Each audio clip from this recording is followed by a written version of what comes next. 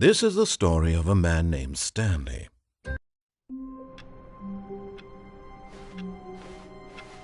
All of his co-workers were gone. What could it mean? Stanley decided to go to the meeting. The embrace of an old friend, a weathered companionship that stands the test of time. Stanley clutched the bucket tightly to his chest. This was not the correct way to the meeting room, but Stanley had felt the bucket calling to him, telling him that the employee lounge was simply the place to be. And here it was. Had the bucket turned out to be correct? No, never mind. The bucket was wrong. Stanley took the door on his left to go back to the meeting room. No, said the bucket. Don't go to the meeting room. Go somewhere else. The cargo lift, yes. Go there. Go to the cargo lift.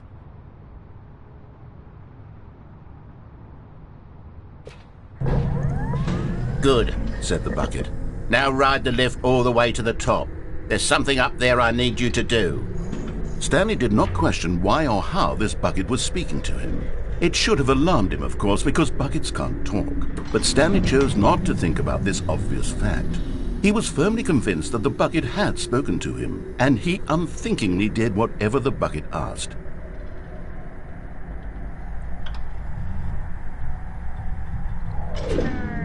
In here, said the bucket. Go into this dark room over here.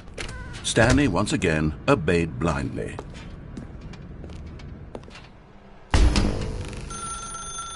Now pick up the phone, said the bucket. Pick up the phone and it will take us back home, where we can go about life together. Whoa, hold on. Why did you unplug the phone? Were you trying to resist the bucket's orders? Stanley, I was joking. Obviously, the bucket isn't talking to you and telling you to do things. Buckets can't talk. It was a joke. Don't you get the joke? It's funny, Stanley. A talking bucket. Can't you see?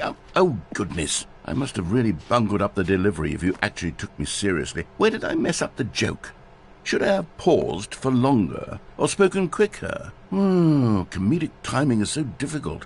I wish I were better at it. But there isn't exactly an instructional video on comedy that one can watch to fully... Oh, wait, yes, there is.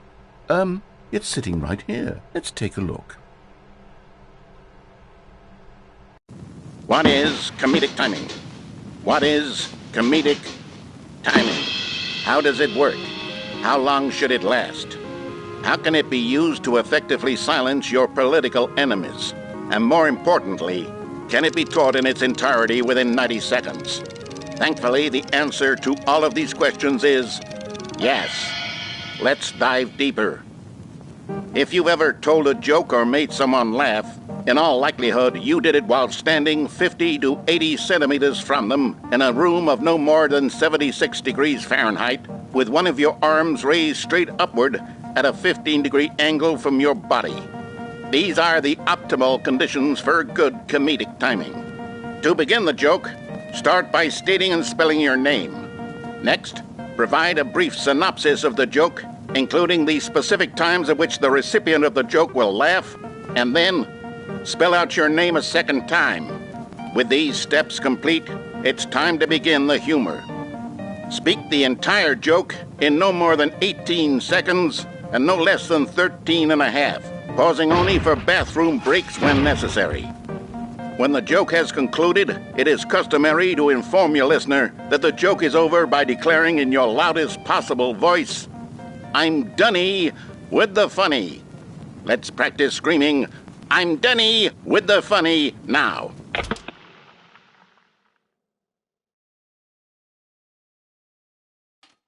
Good.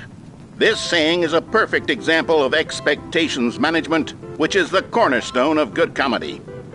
Finally, it's time to hand out surveys. Collecting hard data from your audience on how rapt they were throughout the joke is the only way to grow or learn as a comedian. An effective survey should be no less than 10 pages long and should include the same question reprinted several times, just to ensure the survey taker is actually paying attention and not simply filling in answers at random. And that's all there is. With these strategies at your disposal, you'll have audiences doubled over in laughter and even tripled over in laughter in no time at all. Just remember to let them stop laughing at some point, you gut-busting little scamp. After all, we're each of us needed on the front lines of the war to fight the 12-legged invader who threaten our very existence, and who very likely die in a hailstorm of bullets and mandibles. All of us must be prepared to give our lives to this noble cause, just as our children must do after us, and their children after them. Godspeed, and may Earth reign supreme. Hey, goodness, this video is a little outdated, isn't it? Well, no matter. I think the fundamentals of proper comedic timing are still as relevant today as they were back then. So with that in mind, I believe the only way forward is for us to return to the two doors and walk through all of this again, so I can try telling my story with more appropriate comedic delivery. Come along, let's head back.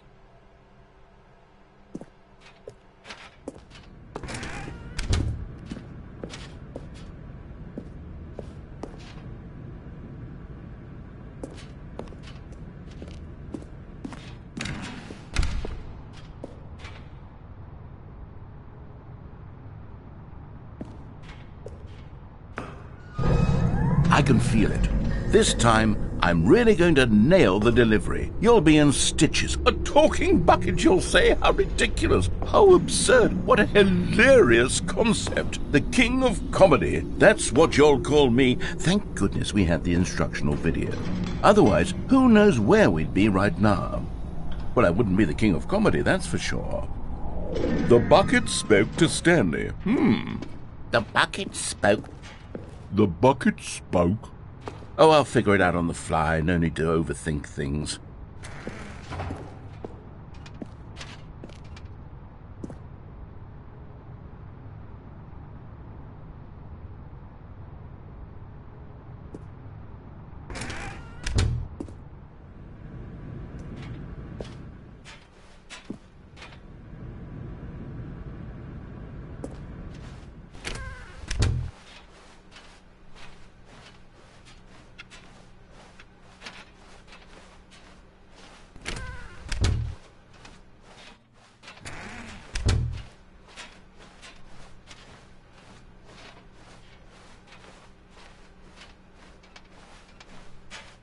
Here we go. You ready? When Stanley and the bucket came to a set of two open doors, they entered the door on the left.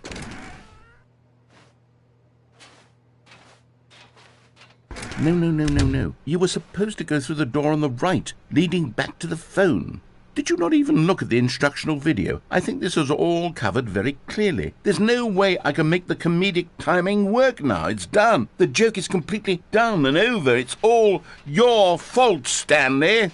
I'm going to be ridiculed in the community of other joke writers. I'm going to be shamed at every one of our meetings from now on. All because you couldn't watch a simple video and take a hint. Are you proud of yourself for bringing me down, Stanley? Are you proud? Here we go. You ready? When Stanley and the bucket came to a set of two open doors, they entered the door on the left.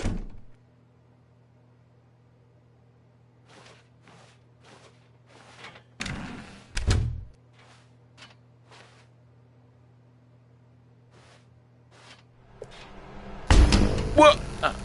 We're back at the phone already? No. What's going on? There was supposed to be several rooms leading up to this. There was supposed to be a build-up to this point, a dramatic display of remarkable comedic wit which culminates in this scene with the phone. But now the timing's completely off.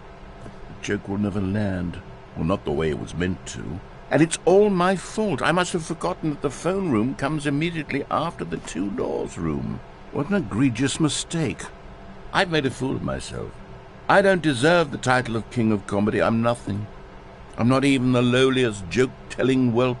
I think I need to go back and rewatch that instructional video again. Yes, surely that will help me improve my... Stanley, you love the bucket so much it's like you... it's as though all of your other most prized possessions pale in comparison. Yes. Well, let me try that again, Stanley. I heard that you are pale with shame over how unabashedly in love with a bucket you are. No? Still not? Is it the delivery? Pale with shame. Pale with shame? Pale... What's another word to describe a bucket? Stanley, this bucket is so metal, I think I saw it playing guitar. No. We're getting away from making fun of Stanley's obsession with the bucket, which was the whole point of this. I'm no good at these jokes. I need more instructional videos. That's exactly what it is. That's what will make me the king of comedy again. More instructional videos. Let's see.